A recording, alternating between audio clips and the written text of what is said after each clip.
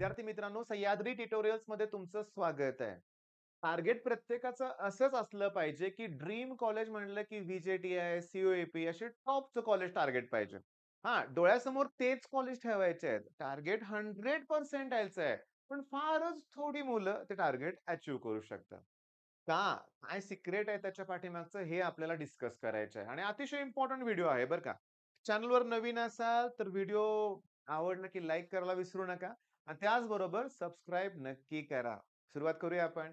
आता गेले 24 वर्ष मी शिकवतोय बरं का. क्लासेस घेतोय. माझा अनुभव तुम्हाला मी सांगतो. फॉर एक्झाम्पल एक काम करूया, आपण 100 मुलांचं एक्झाम्पल घेऊया आपण. हं. या 100 मुलांपैकी बघा मी सांगतो ते अतिशय इम्पोर्टंट आहे. आपलं टार्गेट आहे सुरुवातीला 11th स्टँडर्डचा विचार करूया बरं का. 11th स्टँडर्ड मध्ये असताना या 100 पैकी ना, ही जी 20 मुलं आहेत ना, ती काहीही अभ्यास करत नाहीत. झिरो. त्यांचं टार्गेटच असते. बास आता 10th स्टँडर्ड झाले, पप्पांनी गाडी घेऊन दिलेली आहे, iPhone दिलेला आहे, एन्जॉय करायचंय. Enjoy, okay. आणि तसेच मित्र पकडायचे, मग नुसतं हिंडायचं. क्लासला घेतात ॲडमिशन हे. त्यांचे पालक लाखो रुपये फी भरतात, पण त्यांना काहीही करायचं नसतं. ओके, जाऊ देत. त्याच्यानंतर 50 मुलं अशी आहेत, की जे करतात की अभ्यास, पण कसा करतात अभ्यास मी तुम्हाला सांगतो. चला, सरांनी शिकवलंय, मला टॉपिक समजलाय. एक 5 गणितं होमवर्कला दिलेत. कधीच होमवर्क यांचा चुकणार नाही. करणारच ते मुलं. पण हे 5च गणितं करणार. 5च करणार. सरांनी जेवढं दिलंय तेवढं कंप्लीट केलं ना, बास. काही उपयोग नाही. त्याच्या पुढचं मग करायचं नाहीये. सिन्सिअर म्हणून यांचं नाव खूप मोठं होतं लक्षात घ्या. सगळे यांच्याकडे चांगल्या ह्यानं बघतात. करतात ही अभ्यास मुलं. करतात. नाही असं नाही. त्यातल्या 50 पैकी पण काही जणांचं तळ्यात-मळ्यात होतं थोडंफार, पण करणारी मुलं असतात. 100 पैकी 70 मुलं झाली बघूया. आणि आता ही 30 मुलं जी आहेत ना, ही 30 मुलं ही मात्र परफेक्ट अभ्यास करतात. ओके, परफेक्ट म्हणजे परफेक्ट. 10वी ती 97-98% ची मुलं असतात आणि ह्यांचं एकच चूक होते, काय? की हे पहिला प्रश्न पाठ करतात. ओळखीचा प्रश्न द्या आम्हाला पैकीच्या पैकी मार्क. जरा काही वेगळं आलं तर इथं आम्ही गडबडतोय. बरं. पण ही 30 मुलं अभ्यास करत असताना 2 प्रकारच्या चुका करतात बघा. तर काही मुलं ऑब्व्हियसली जे-ई-ईच्या अकॅडमीमध्ये असतील. मग त्यांचं एकच असतं फक्त एन-सी-ई-आर-टी म्हणूया आपण. बघा हे मी लिहिलंय एन-सी-ई-आर-टी असंच आहे ना? त्याचे बुक वापरतात आणि टेक्स्टबुककडे पूर्णपणे दुर्लक्ष. पूर्णपणे दुर्लक्ष. एम-सी-क्यू सगळं तेच चाललेलं असतं. बोर्डकडे काहीच नाही. आणि यातली निम्मी मुलं मग अशी असतात, की जी टेक्स्टबुकच करतायत. पूर्णपणे पुस्तक, पाठांतर, प्रत्येक लॉ विचारा सांगणार, डेफिनिशन सांगणार, डिस्टिंग्विश सांगणार, डेरिव्हेशन 10 वेळा लिहीत बसणार. पण ही मुलं एम-सी-क्यूजकडे जात नाहीत आणि ही मुलं टेक्स्टबुककडे जात नाहीत. दोघांच्याही मिस्टेक होतायत. बरं. या 30 पैकीच करणाऱ्या 30 पैकी 5 मुलं मात्र एक्स्ट्राऑर्डिनरी असतात. ओके. आणि एक्स्ट्राऑर्डिनरी का म्हणतोय मी यांना? कारण ते पहिला टेक्स्टबुक क्लिअर करतात, त्याच्यानंतर टेक्स्टबुकमधले सगळे प्रश्न सोडवतात आणि त्याच्यानंतर ते पी-वाय-क्यूजकडे वळतात. ते झाले की पुन्हा मग जे-ई लेव्हलचे क्वेश्चन सोडवतात. बेस्ट मुलं असतात ह्यातली 5. पण या 5 मुलांचा चांगला रिझल्ट लागत नाही. हेच तर सांगायचंय. माझा पूर्ण अनुभव मी तुमच्यावर शेअर करतोय. या 5 पैकी 1 ओर 2 1 किंवा 2च मुलांचा रिझल्ट चांगला लागतो. बाकी या 3 मुलांचा रिझल्ट शॉकिंग लागतो, की असं कसं झालं? हे असं कसं झालं? एवढा अभ्यास केला 2 वर्ष, रिझल्ट का नाही लागला? रिझन सांगतो याच्या पाठीमागचं. ही जी 3 मुलं आहेत ना, हे कधीच कॉन्फिडंट नसतात. करतात की ते अभ्यास करतात. पण ह्यांच्या मनात काय? येईल ना, पेपर सोपा असेल ना, जमेल ना मला, होईल का माझ्याकडून? पेपर अवघड आला तर, सोपा आला तर, हे over thinking, over thinking, over thinking. सी जायचं किती कट ऑफ आहे, मी आणखी त्यात ओपनमध्ये असं आणखीन हे आहे, ते आहे आणि कसं करू? मला हे नाही, ते नाही, ते नाही. Over thinking. आणि आणखीन त्या 3 मुलांची मोठी चूक सांगू का? ही मुलं आणखीन मोठी चूक करतात म्हणून त्यांचा रिझल्ट लागत नाही. का? कारण ती टेस्ट बिलकुल देतच नाही. ओके. म्हणजे बघा 100 मुलांपैकी फक्त 5च मुलं 11th स्टँडर्डमध्ये असताना सी-ई-टीचा अभ्यास स्टार्ट करतायत.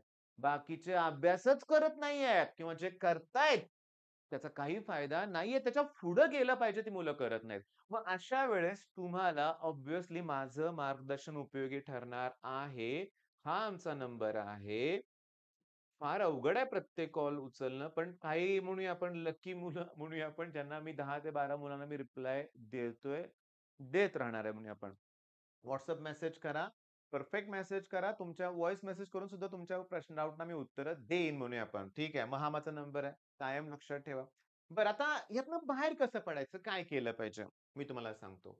पहिली गोष्ट म्हणजे मी तुमच्यासाठी 100% ओके. काय प्रोव्हाईड 100% फ्री प्रोव्हाईड करणार आहे टेस्ट.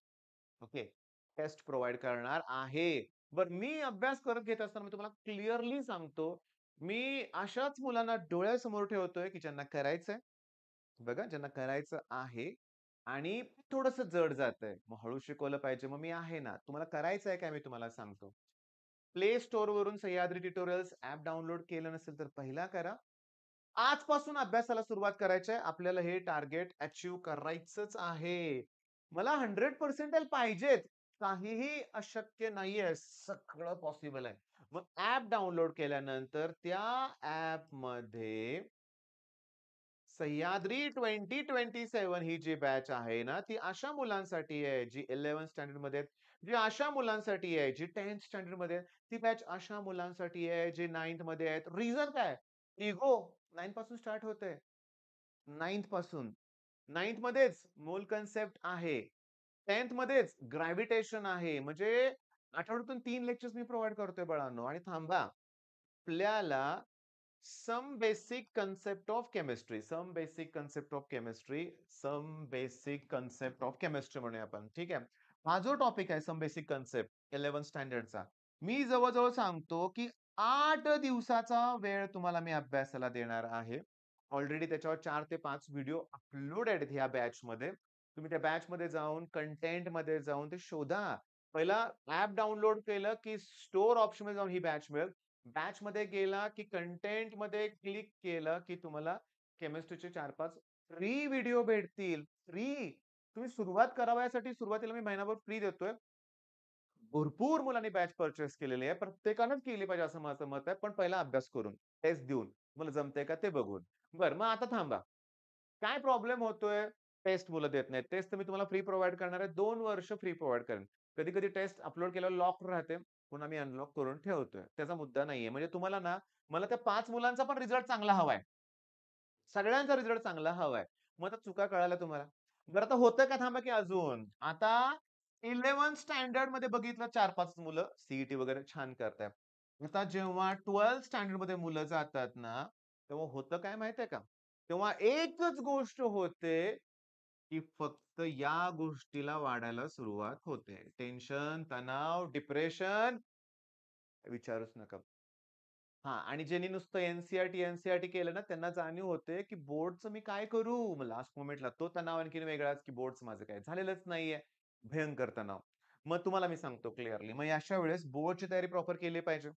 बरं आता चुकतं कुठं मुलांचं माहितीये का, की 12वीत दिवाळीच्या आसपास तर हा तणाव खूप वाढतो. नंतर ते अभ्यासाला सुरुवात करतात. पण आपल्याला 100% हवे. मग आपण काय करणार आहे मला सांगतो. मला सांगायचंय तुम्हाला, आपण काय करायचंय? आपण दिवाळीपर्यंत पोर्शन एंड व्हायला पाहिजे. 11th स्टँडर्डचं आत्ताच हुडकायचं. या डिसेंबरपर्यंत. 1 जानेवारीपासून 12 स्टार्ट केलं ना, की ते दिवाळीपर्यंत संपवायचं आणि त्यानंतर फक्त आणि फक्त टेस्ट. चांगला अभ्यास करून. तर इथं काय होतं, रोजच्या रोज अभ्यास होत नाही. तर मी तुम्हाला आजची गंमत सांगतो. आज तारीख 28 आहे. ओके, 28 जून. मी इथं स्टुडिओत लेक्चर तयार करतोय क्लासरूममध्ये. आमचे फिजिक्सचे सर आहेत ना, मी magnetic effect of electric current हा टॉपिक स्टार्ट केलाय. ओके. हा टॉपिक स्टार्ट केलाय. पण उद्या क्लासमध्ये जी टेस्ट आहे, ओके, ती आहे रोटेशनल डायनॅमिक्सची एम-सी-क्यूज. पुन्हा सोमवारी पुन्हा टेस्ट होणार आहे. आयोनिक इक्विलिब्रियाची थिअरी टेस्ट. मग ही मुलं काय करतात? ह्याच्या मागे आता क्लास सुटला की नाही, पहिल्यांदा ह्याच्या मागे लागणार ते. ते बघणारच नाहीत. कुठे टेस्ट आहे त्याच्यावर? ही मोठी चूक आहे. मी हा व्हिडिओ करायच्या अगोदर त्यांना सांगून आलोय, की इतका इम्पोर्टंट टॉपिक आहे magnetic effect of electric current. तर त्या मुलांनी काय केलं पाहिजे? सरांनी आता जस्ट सुरुवात केली, बेसिक शिकवलंय. पण मी सांगितलंय मुलांना, की इमिडिएटली स्टडी चक्र चॅनल फॉलो करायचं आजच्या आज. आणि सर शिकवतायत. जी कन्सेप्ट उद्या घेणार आहे, तुम्ही अगोदरच त्या चॅनलवरती ते बघून यायचंय. सागर सरांचं चॅनल आहे, दी बेस्ट चॅनल आहे फिजिक्सचं, लक्षात घ्या. सगळा 12th पोर्शन अपलोडेड आहे. मग तुम्ही वाट कसली बघताय? तुम्हाला बोर्डची तयारी करायची ना, सुरुवात करा ना. तुमच्या लक्षात आलं का? बेसिक घेतलंय सरांनी. पण सरांचा प्रॉब्लेम काय मोठाच्या मोठा? का चॅनल ग्रो होत नाही सरांचं? लाखो सबस्क्रायबर पाहिजेत, का नाही आहेत? रिझन सांगतो ना, मी सांगतो रिझन काय आहे ते, की हे काय करतायत माहितीये का? डिटेल घेतायत ना, म्हणून ग्रो होत नाही चॅनल. म्हणजे मुलांना ना, पटकन पाहिजे तर 10 मिनिटात टॉपिक शिकवा. नुसते आय-एम-पी द्या, बघतो मी करायचं काय असं ते. चुकतंय तुमचं. सरांचं तुम्हाला सांगतो मॅग्नेटिक इफेक्टचे जवळ-जवळ 10 व्हिडिओ असतील आणि कुठलाच व्हिडिओ सरांचा 1.5-2 तासापेक्षा खाली नाहीये. अ, जसं बॅचमध्ये मी हे सांगितलं ना, आज बऱ्याच जणांनी असं केलं. डोळे मोठे केले. कोण काढणार आहे 1.5 तास? आमच्याकडे वेळच नाहीये ना. प्रॉब्लेम इथं होतोय. म्हणजे आता बघा टॉपर्स काय करतात, शिकवायच्या अगोदर स्वतःहून अभ्यास करून येतात. ओके. पुन्हा शिकवताना डबल तयारी होते. पुन्हा आपल्या इथं तो टॉपिक 3-3 वेळा होतो 12thच्या मुलांचा. कसं सांगू का? म्हणजे आता एक लक्षात घ्या, की सह्याद्री 2027 ची किंमत ₹5,000 आहे. खूप जास्त वाटते ऑनलाईनची किंमत, पण तो कोर्स 12th ची सीईटी 2027 ची सीईटी होईपर्यंत असणार आहे. आणि त्या कोर्समध्ये संघर्ष batch, numerical batch, organic batch, crash course सगळ्यांचेच व्हिडिओ आम्ही त्यात प्रोव्हाईड करतो. म्हणजे पूर्ण डिटेल पॅकेजेस आहे 11च्या मुलांना. आणि जर मुलं 9th आणि 10th मधली असतील, आहेत ज्यांनी घेतलाय कोर्स, त्यांना तर आम्ही 28, 29 पर्यंत कोर्स एक्सटेंड करून देणार आहे. प्रश्न पैशाचा नाहीये, प्रश्न आहे प्लॅनिंगचा, माझ्या अनुभवाचा आणि त्या गोष्टीचा.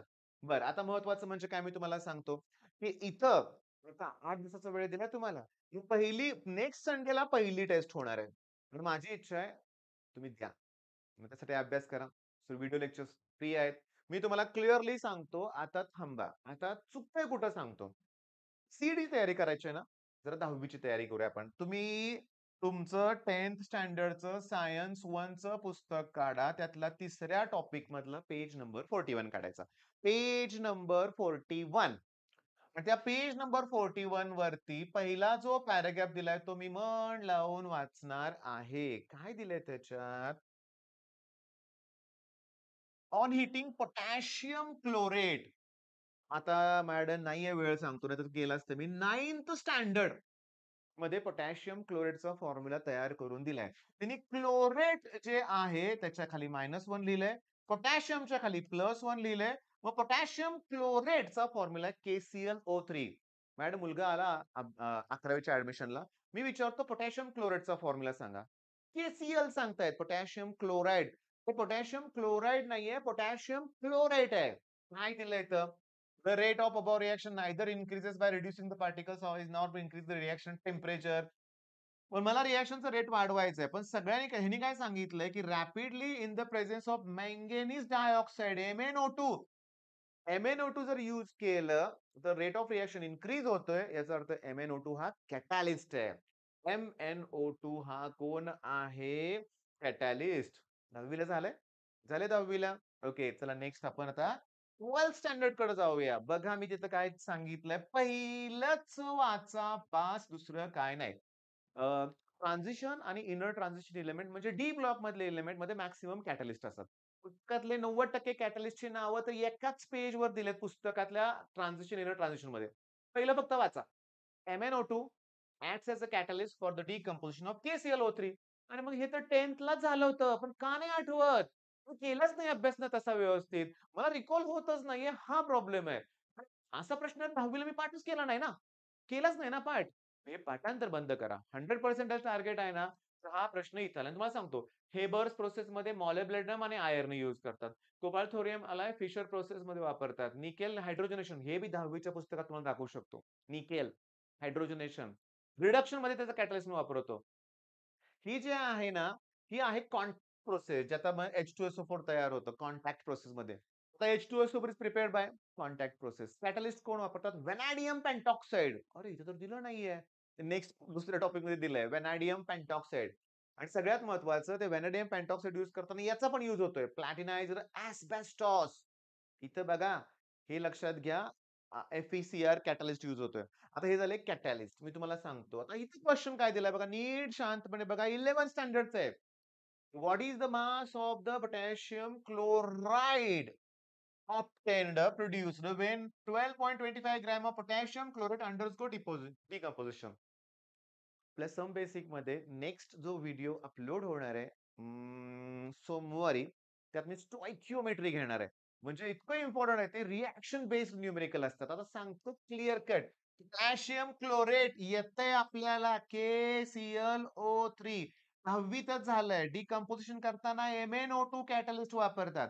डिकम्पोजिशन झालं की KCl प्लस O2 तयार होतंय. O3 O2 LCM 6 आहे. O3 इथं ट्वाइस, हे ट्वाइस. क्लिअरली सांगतो, तोंड पाठ आहे माझं. पोटॅशियम क्लोराइडचं 122 ग्रॅम पर मोल हे त्याचा मोलार मास आहे. KClचं काय असणार आहे? K39 हे बघा ना, K ची व्हॅल्यू 39 आहे. ठीक आहे. क्लोरीनची 35.5, 74.5, 74.5. O2 जाऊ दे. विचारलंय काय? What is the mass of potassium chloride produced? म्हणजे potassium chloride produced when 12.25 gram potassium chloride undergo decomposition. ऐका, ह्याचा 2 कोएफिशियंट इथं 2 आहे, म्हणून तो 2 इथं लिहिला नाही मी. डोकं वापरा. 122.5 ग्रॅम घेतलं की 74 ग्रॅम तयार होतोय. 12.25 म्हणजे याला 10 ने डिव्हाइड केलं, त्याला पण 10 ने डिव्हाइड करा. सेकंदात सांगतो, आन्सर सी करेक्ट आहे. मग असं टेक्निक हवं आहे. तुम्हाला कोणीतरी सांगणारं भेटलं पाहिजे. तो मीच आहे. माझ्यापेक्षा भारी युट्यूबर कोणीच नाहीये. मी सगळ्यात ग्रेट आहे. माझ्याकडे आलं तरच रिझल्ट लागेल. असं काही नाहीये बाळांनो. असं काही नाहीये, लक्षात घ्या. YouTubeवर शोधा. फ्रीमध्ये पण कंटेंट अवेलेबल आहे. पेड कोर्सेस आहेत. बघा, व्हिडिओ लेक्चर बघा, डेमो लेक्चर्स बघा, पण ऑनलाईन एखादी तरी बॅच जॉइन करा. लास्ट मोमेंटला करण्यापेक्षा आत्ता करा, लक्षात घ्या. सिरियसली मी तुम्हाला सांगतो, की आपल्याला सगळं टार्गेट अचीव्ह करणं काहीही अवघड नाहीये. पण मी तुम्हाला सांगतो अजून एक मोठी हिंट. सुरुवात करायची आहे ना, ॲट एनी कॉस्ट ट्रिगो 2 करायचं. At any cost trigo 2. आता मी तुम्हाला सांगतो, माझ्या ऑफलाईन मधल्या मुलाला विचारलं अँड बाय इट, की सेकंदात सांगतो √2 - 1. मग तुम्ही पीवायक्यूज मध्ये शोधा. मग तुम्ही पीवायक्यूज मध्ये जावा, तुम्हाला ती पीवायक्यू दिसणार आहे. ह्याच प्रश्न विचारलाय √2 - 1. मग आम्हाला वेळच लागणार नाही. पण हे मी प्रूव्ह करून देतोय. ते तुम्हाला आलं पाहिजे. टॅन पाय बाय तुम्हाला सांगतो, साइन 18 ची व्हॅल्यू √5 - 1/4. कॉस 36 ची व्हॅल्यू √5 + 1/4. त्याच्यानंतर कॉस 18 ची व्हॅल्यू अपॉन 4 आणि रूट मध्ये 10 + 2√5. साइन 36 ची व्हॅल्यू 4 रूट मध्ये 10 - 2√5. जेव्हा मी ट्रिगो स्टार्ट करणार आहे ना, तोपर्यंत तुमच्याकडे कोर्स पाहिजेच. ट्रिगो हे एकदम परफेक्ट घेतलं जाणार आहे. का? कारण ट्रिगो शिवाय काय होतच नाही. सिरियसली तुम्हाला फॉर्म्युला माहिती आहे का? कॉस स्क्वेअर ए मायनस साइन स्क्वेअर बी.